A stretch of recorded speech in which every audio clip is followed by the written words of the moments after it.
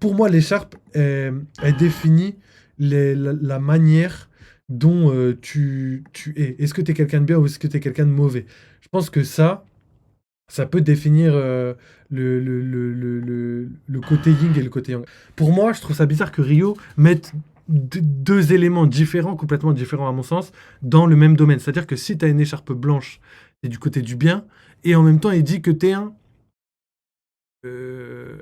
dieu, voilà, un dieu. Et par contre, à contrario, dès que tu as une écharpe noire, c'est que tu es un démon. Et du coup, ça colle pas, en fait. Pour moi, ça colle pas parce que pour moi, il faut choisir est-ce que c'est en rapport avec les dieux et les démons ou est-ce que c'est en rapport avec le bien et le mal, enfin, ce que tu défends, tu vois. Même si on dirait qu'il y a un sens et que ça se ressemble Dieu, démon, bien, mal, là, pour moi, il y a vraiment une grosse différence. Pour moi, c'est pas lié aux démons et aux dieux, c'est clairement lié aux actions bénéfiques et aux actions négatives que tu fais. C'est par exemple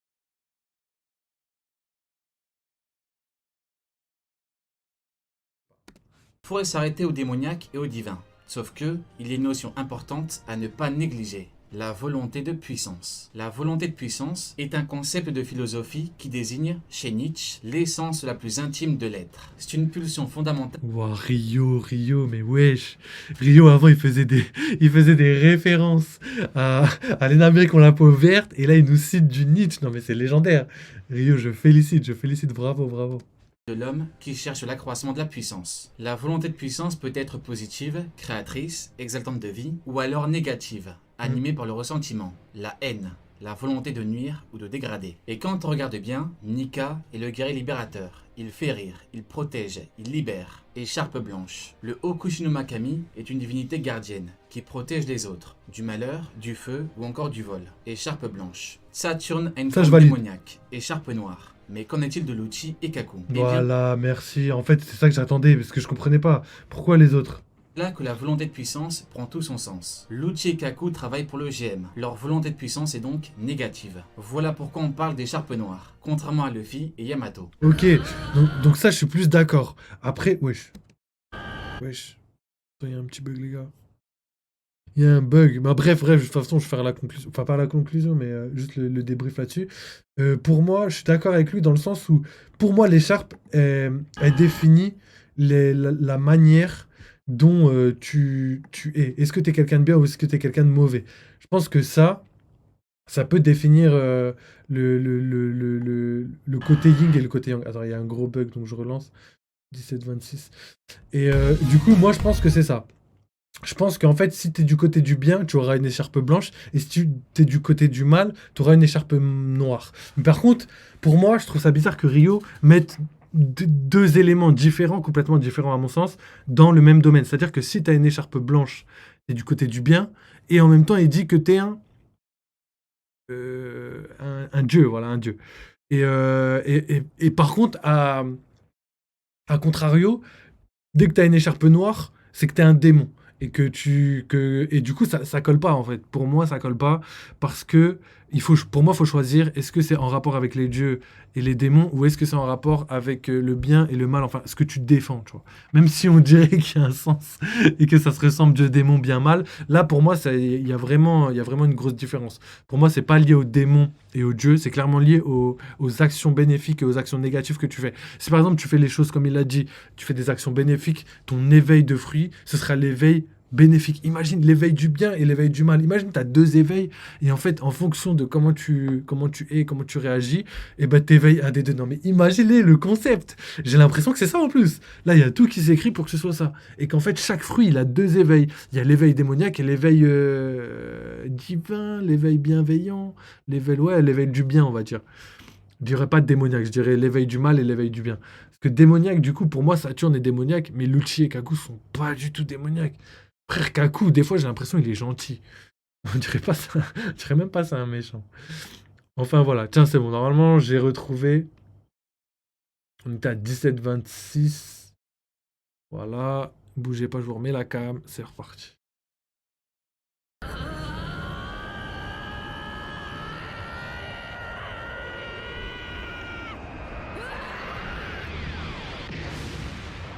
Le fruit de Luffy pourrait être catégorisé comme étant un Zoan mythique spécial, car c'est seulement quand on atteint l'éveil que le véritable pouvoir est acquis à l'utilisateur. Pour avoir l'éveil, Luffy a perdu la vie. C'est comme si le fruit, qui est une volonté qui lui est propre, a accepté que Luffy obtienne ses pouvoirs, car il en est digne. Le Gear 5 est la représentation de la volonté de puissance positive. Écharpe blanche, vêtements blancs, cheveux blancs. Luffy a répété beaucoup de fois qu'il battra Kaido. Pour lui, mais pas que. Pour ses amis, pour les habitants, pour le pays. Avant de le battre, il dit qu'il veut bâtir un monde où ses amis pourront manger autant qu'ils veulent. On a une double référence, la volonté et les habitants, avec Otama. Luffy ne combat pas que pour lui. Il combat pour libérer comme Nika. Luffy a donc été digne d'évier les pouvoirs du Nika Nika no Mi. Sanji a été digne d'avoir ses nouveaux pouvoirs grâce à sa volonté. Zoro a été digne d'avoir ses nouveaux pouvoirs grâce à sa volonté. Il en va de même pour Luffy. Il a été digne, via sa volonté, d'obtenir ses nouveaux pouvoirs. Sauf qu'il faut bien comprendre que, tout comme pour Sanji et Zoro, le power-up de Luffy n'est pas final. Ce n'est qu'une étape. Zoro veut devenir le roi des enfers.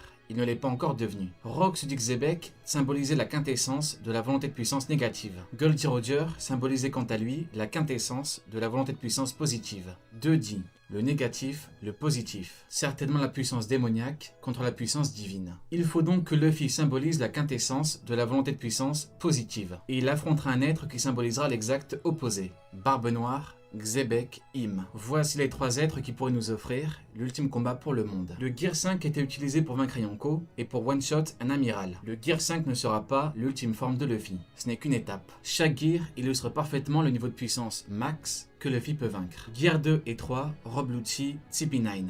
Gear 4, Katakuri. Gear 5, Kaido. Pour vaincre un être d'un niveau supérieur à Kaido, Luffy devra alors passer à la vitesse supérieure. Il devra passer au Gear 6. Allez, Jané, tu n'auras pas regardé mes vidéos pour rien. Ok, donc c'est pour ça qu'il avait dit qu'il y aurait un potentiel Gear 6. Donc effectivement, au vu de sa théorie, c'est possible, même si c'est pas du tout ce que je pense. C'est grave possible. Moi, personnellement, je pense qu'il a éveillé son dernier Gear. Je pense qu'après, une autre transformation, ce serait trop... Après, Gear 6, ça peut être... pas une transformation physique, parce qu'en fait, toutes les autres, c'est une transformation physique. Quand on voit, par exemple, le Gear 4, le Gear 4 Snake Man, ou même le Gear 5, c'est que des transformations physiques qui sont complètement différentes les unes des autres. Après, le Gear 6, ça peut être l'ensemble de ses pouvoirs rassemblés, c'est-à-dire maîtrise parfaite du haki des rois, maîtrise parfaite du haki de l'armement, maîtrise parfaite de l'haki de perception du futur, et en plus de ça, maîtrise parfaite de l'éveil de son fruit du démon. Je pense que s'il aligne tout ça, ça pourrait être le Gear 5, le Gear 6. Après 6, c'est un peu le fruit le numéro du diable, le Gear 6. Donc je sais pas. Et après, il y a une sorte de dualité entre le fait que Luffy veut être un petit peu le bienfaiteur, on va dire, du monde, mais il veut pas devenir un héros. Ce qu'il veut, c'est pas devenir un héros, parce que les héros, ils doivent partager leur bouffe, et lui, il veut pas partager. Donc, il y a le côté aussi démoniaque de l'équipage. Quand on voit Jambe d'Ifrit et Diable Jambe, on peut comprendre que Sanji, il a ce petit côté démoniaque, il s'enflamme, tout ça, et il y a ce petit côté démoniaque. Et je pense que ça va être la vision de l'équipage de Luffy à la fin de l'œuvre. Le public verra l'équipage de Luffy comme tellement dangereux, tellement démoniaque, mais en même temps, ce sera quand même le sauveur du monde. Donc on a, comme on l'a dit, Robin, par exemple, qui est la nouvelle côté démoniaque. On le savait déjà un petit peu, l'enfant du démon, etc. Mais là, on a carrément une forme démoniaque. On a Robo Cyborg, donc on a un petit peu un Terminator, tu vois. Quand Franky est en mode œil rouge et tout, en mode cyborg de ouf, là il fait peur un petit peu. Il a ce côté démon, on va dire. Ensuite, on a Zoro, roi des enfers, bon, assez logique. On a tous les autres. Après, je sais que c'est pas totalement. Après, on a quand même Nami qui est avec les éclairs, qui pourrait avoir une espèce de aura démoniaque. Et quand elle s'énerve, elle est vraiment vénère. En plus, on voit des fois Oda, je sais pas ce qu'il fait, mais des fois, il fait disparaître Nami comme si c'était Sangoku, tu vois. Il arrive, déplacement instantané, il met une patate à Luffy et Luffy, il est enfermé dans une cage. Ça, c'est ouf, tu vois.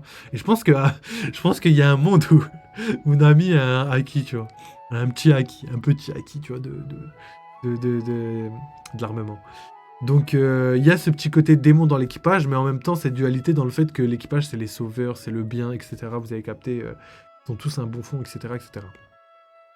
Et du coup, il y a la même dualité du côté des Tenryubito où tu vois clairement Saturne et tout qui sont pris pour des dieux, etc. Et au final, on sait qu'ils ont des fruits du démon type démon. Im-sama a tout l'air d'un diable ou d'un Ur-Onna. C'est les deux théories là qui sont en vogue en ce moment, en tout cas qui ont le plus de probabilité d'arriver pour l'instant.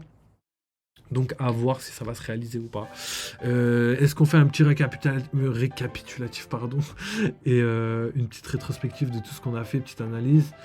Donc on a parlé de Saturne et de tous les pouvoirs du potentiel Gorosei. Donc on a vu énormément de choses. Je suis pas tout à fait d'accord avec tout ce qu'il a dit par rapport aux représentations de chaque Gorosei, mais il y en a quand même qui portent à confusion. Les deux qui portent vraiment à confusion, c'est Valkyrie. Mais Valkyrie, c'est une meuf, donc le fait que ce soit un chauve à moustache et une meuf, et en plus qui ressemble à un hippopotame ou à un éléphant, ce serait tout le contraire de ce qu'on s'attend à voir d'une Valkyrie, tu vois, c'est tout le contraire d'une Valkyrie, donc peut-être c'est ça, peut-être pas, on verra bien, ou peut-être qu'il va nous tromper comme la tête à Kaido, on pensait que c'était Kaido, et au final, c'était pas du tout Kaido, enfin c'était pas le Kaido qu'on connaissait. Donc après on a le roi des oiseaux, donc Garuda, très probable, donc comme on l'a dit, hindouisme, très possible. Par contre on a trop de personnes, pour moi, il a dit qu'il s'était inspiré de la Bible, mais pourquoi ne pas s'inspirer des démons de la Torah ou de l'islam? Parce qu'en fait, il y en a, tu vois, il y a les genoux, les djinns, et dans la Torah, je connais pas du tout. Et du coup, pourquoi n'avoir pas fait ça? Ce serait quand même dommage qu'il s'inspirait de tout, sauf de ces deux mythologies, enfin, ces deux religions, pardon. Ça, on va me reprendre. Ça, on va me reprendre, c'est sûr. Et du coup, je me demande s'il n'y aurait pas si on reprend la Bible, pour moi, on reprend surtout les trois religions les plus pratiques au monde et où il y a le plus de personnes dedans, tu vois. Pour moi, c'est le plus important. Surtout que tout ce qui est mythologie asiatique, shintoïste, etc., pour moi, ils sont déjà en mode... ils sont déjà bien représentés dans le manga. Il manquerait plus que cela, tu vois. Donc j'espère que Oda s'est renseigné un petit peu là-dessus. Très légendaire, j'adorerais. Donc on a vu beaucoup de parallèles avec... Donc pour moi, Fenrir, c'est pas possible parce que Valkyrie, c'est d'un côté celui qui a le plus de probabilité d'arriver par rapport au Blast, tu vois. Alors que... je sais pas, Valkyrie. Peut-être que ça veut dire autre chose, Valkyrie. Valkyrie. C'est vrai que ça ressemble beaucoup en vrai. Et par contre, Jupiter avec 10 Peter, avec le truc qui veut dire 10 et tout, c'est du Oda. En vrai, il y a moyen que ce soit ça. Et inspiration de la Bible, ce serait légendaire. Donc il aurait un Ito Itonomi. En plus, on sait qu'il y en a d'autres. Donc à voir. À voir. Puis après, on a parlé de l'éveil des fruits du démon. Donc ça, je ne veux pas revenir là-dessus. Ensuite, à la fin, il nous dit un truc de ouf. Il nous dit les 3 potentielles personnes qui pourraient servir à la fin du manga sont Barbe Noire, Xebec et Im-sama. Là où je suis moyen d'accord, c'est le retour de Xebec. Ce serait tellement possible, mais ça ferait tellement Naruto. Et Oda lui-même a déjà... En fait, je vous dis ça à chaque fois, mais Oda lui-même, dans son interview, il l'a dit, il a changé plein de trucs dans One Piece parce que il voulait pas du tout ressembler à Naruto. Et pour moi, ce serait tellement une grosse erreur pour Oda de refaire une Naruto. Xebec, on vous avait dit quoi? N'importe quoi. Et du coup, je pense pas du tout que ce soit ça. Il y a beaucoup de choses qui pourraient arriver, mais en fait, Oda, il a mis une perspective autour de Barbe Noire et il a essayé de construire un personnage depuis le début du manga. On l'a depuis Jaya. Si il fait venir Xebec, ça annule tout le travail qu'il a fait sur Barbe Noire et ça annule tout le travail qu'il a fait sur Im-sama. À quoi servirait ces deux personnages, tu vois? C'est ça que je me dis. Xebec, il a déjà été vaincu, donc est-ce qu'il y a besoin qu'il revienne comme ça? En plus, quel intérêt, tu vois? Après, c'est tout à fait, comme je le dis à chaque fois, c'est pas impossible. Il y a un monde clairement où c'est possible, mais en fait, juste le fait que ça ressemble à Naruto, je suis tellement sûr de moi. Je suis tellement sûr de moi. Combien de fois je vous ai dit, Sanji devrait s'appeler Naruto, et s'il s'appelle pas Naruto, c'est parce qu'il a pas voulu copier Naruto. Donc là, à la fin du manga, se dire, allez, salut, je vais reprendre la fin de Naruto, qu'il y a énormément de personnes qui ont détesté. Non, il fera pas l'erreur malheureusement de Masaki Kishimoto. Donc j'y crois pas. Wesh, Capadre, sinon, ouais, je t'ai pas dit bonjour, je voulais juste finir ça vite fait. Wesh, comment ça va? Neunous, Alfred. Et du coup, il a mis les trois parce qu'en fait, c'est des théories qui sont probables, mais pas impossibles. Donc, il y a une potentielle chance que ça arrive. Donc, je pense qu'on va finir sur ça. Je vais juste regarder si on n'a pas oublié quelque chose.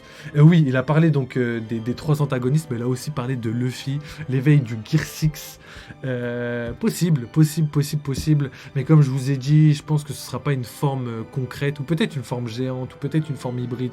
Peut-être c'est une forme hybride, parce que on l'a déjà dit, tous les Zoan ont une forme hybride. La seule personne qui a pas de forme hybride, c'est Luffy. Et on n'en a jamais parlé. Genre tout le monde sur les réseaux, genre même Goji et toutes les vidéos qu'on a regardées, personne ne parle de ça. Donc en gros, Luffy, il a pas de forme hybride et ça gêne personne en fait. Genre tout le monde a une forme hybride, sûrement Saturne, sûrement tous les Zoan qu'on a vus, genre Kaido et tout, Zoan mythique, pas une forme hybride, mais Luffy a pas de forme hybride et ça, personne n'en parle. Et ça me rend fou. Je dis, il y a un truc évident les gars devant vos yeux, mais personne n'a envie de donner son avis. Donc peut-être que le Gear 6 va être en lien avec sa forme hybride, donc on verra bien. On verra en vrai en détail, donc je sais pas si ça va arriver, j'espère, mais malheureusement ça va être j'espère validé, mais on verra. Peut-être qu'il a pas du tout de forme hybride et que c'est la particularité de son fruit. Je sais pas. Peut-être que les Ito n'ont pas d'hybride, parce que c'est vrai que Chopper je vois pas c'est quoi sa forme hybride. Si, il a une forme hybride, en vrai, c'est sa forme naturelle. Quand il est en petit mignon, là, quand il est debout. Si, même Chopper, il l'a, c'est un Ito. Donc, là, les gars, je pense que je soulève un petit truc. Si quelqu'un a une petite théorie là-dessus, n'hésitez pas à me dire en commentaire, les gars. Il faut que je sache. Je suis là, et toi, c'était comment la règle? Bah, la règle était pas mal. En vrai, elle était cool. La vidéo de Ryo, il nous a parlé beaucoup de trucs. Donc, en fait, il a parlé de tous les trucs qu'il n'a pas eu le temps de parler les 2 derniers mois. Il a parlé de Saturne et de tous les pouvoirs qu'il pourrait avoir. Il commence petit à petit, je trouve, à valider le niveau de puissance de Saturne qui est tout bonnement colossal. Je pense que lui-même a compris que les mécaniques mises en place par rapport au cercle d'invocation, par rapport au fruit du démon, vraiment, en termes de puissance, montrer un petit peu le côté légendaire de Saturne. Donc je suis assez content par rapport à ça. Il a validé énormément de choses qu'on avait dit, truc de malade. Par exemple, il a dit que pour lui, la plupart des fruits du démon du Gorosei, ce seraient des fruits tirés de plusieurs mythologies différentes et pas que de la mythologie japonaise. Et ça, je suis entièrement d'accord avec lui. Ça, je suis trop content qu'il ait dit ça. Et alors que par exemple, Goji et Mon Corvo, qu'on a analysé il y a quelques mois, avaient dit tout le contraire, que pour eux, c'était tous des yokai, même Im-sama serait un yokai. Et pour moi, je préférerais que ce soit le diable qu'un yokai, je l'ai déjà dit plusieurs fois. Mais il y a un monde où c'est le serpent de la Bible et en même temps un autre yokai lié au serpent, qui est serpent de la Bible, qui gère l'arbre des fruits du démon, arbre du fruit des démons, Marie-Joie, qui illumine l'île des hommes poissons. Vous connaissez déjà tout ça. Donc voilà. J'ai un scoop, Ryo était enfermé par les pro-amirales durant 2 mois. MDR. Non, je pense pas. Sinon les pro-amiraux auraient été trop contents. Je pense qu'ils auraient fêté l'enfermement de Ryo sur Twitter. Donc voilà. Nous, on va s'arrêter là. Est-ce que j'ai autre chose à dire? Non, j'ai parlé de Xebec, j'ai parlé des Gorosei, j'ai parlé du Gear 6. Et j'ai parlé de tout ce qu'il fallait. Je pense qu'on va s'arrêter là.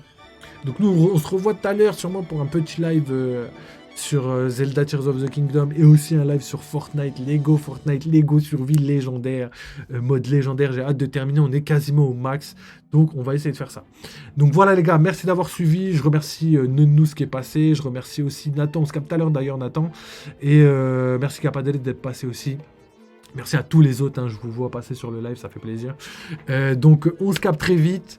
On se redit à tout à l'heure, juste après manger. Je mange vite fait et je fais les 2 lives jeux vidéo. Il y en aura pour 1 heure chacun, grand maximum, parce que ce soir j'ai beaucoup de travail, beaucoup de vidéos à monter, parce qu'à Noël, pendant une semaine, je vais pas live sûrement. Peut-être un peu moins, peut-être 3 jours. Peut-être je me prends 3 jours, 2 jours, mais il y aura quand même des vidéos sur la chaîne YouTube. Donc pour la team YouTube, vous inquiétez pas. Donc voilà, on s'arrête là. Prenez soin de vous, vive One Piece, vive les jeux de vidéo et à très bientôt.